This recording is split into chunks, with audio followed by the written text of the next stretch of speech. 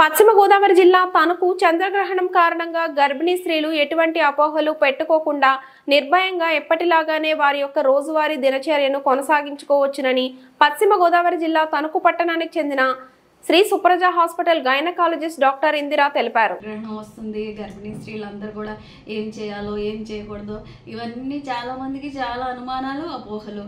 ఎందుకంటే ఈ వారం నుంచి నాకు వచ్చే ఓపీలో అందరూ ఈ అనుమానాలు, ఏమండి ఈ టైంలో డెలివరీ వచ్చేస్తుందేమో, మాకు వస్తే మరి ఏమన్నా బిడ్డకు కానీ తల్లికి కానీ ఏమన్నా అవుతుందా, ఈ అనమాట.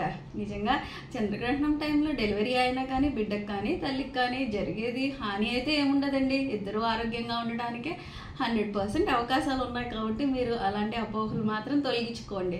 అలాగే ఆ టైంలో గర్భిణీ స్త్రీలని ఇలాగే ఉంచాలా, ఒక రూమ్లో బంధించేసి వాళ్ళని అసలు బయట కూడా తిరగకుండా చేయడం, ఇలాంటివి ఏం పెట్టుకోవద్దు.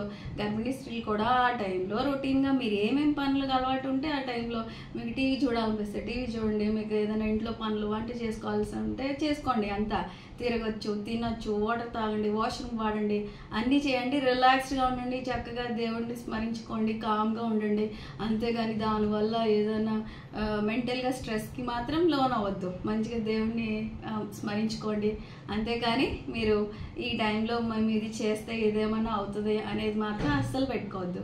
అయితే చేయకుండా ఏంటంటే చంద్రగ్రహణంకి ఎక్కువ లేవు, కానీ సూర్యగ్రహణం టైంలో అవుట్ సైడ్ డోర్స్ తిరగదు అంటాం అనమాట. అవుట్ డోర్స్ రేడియేషన్, ఏమైనా కాస్మిక్ రేస్ కానీ యూవీ రేడియేషన్స్ ఉండడం వల్ల ఏమైనా ఫ్యూచర్లో క్యాన్సర్స్ వచ్చే రిస్క్ ఉంటాయి. కాబట్టి సూర్యగ్రహణం రోజు మాత్రం బయట తిరగద్దు అంటాం. అలాగే సూర్యగ్రహణంని డైరెక్ట్గా సన్ రేస్ డైరెక్ట్గా ఐస్తో చూడొద్దు అంటాం.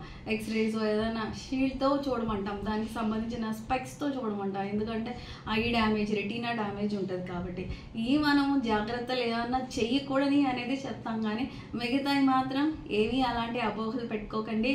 అలాగే ఇప్పుడు మనము ఏదన్నా పెద్దవాళ్ళు నిజంగా చెప్తే వాళ్ళ మాటలు కూడా ఏం కొట్టిపారేయొద్దు. వాళ్ళు ఏమన్నా అన్నారనుకోండి, ఇది చేయండి, తులసాకులతో ఫుడ్ మీద కవర్ చేయండి అని, అరుపుడు స్నానం చేయండి అంటే మనకి ఇబ్బంది లేనంత వరకు వాళ్ళని కూడా, వాళ్ళ సిద్ధాంతాన్ని కూడా మనం కొట్టిపారేయకూడదు. వాళ్ళ నమ్మకాన్ని కూడా మనం తోసి పారేయకుండా వాళ్ళ మాటలు కూడా వినొచ్చు. కొన్ని పాటించే వరకు పాటించండి.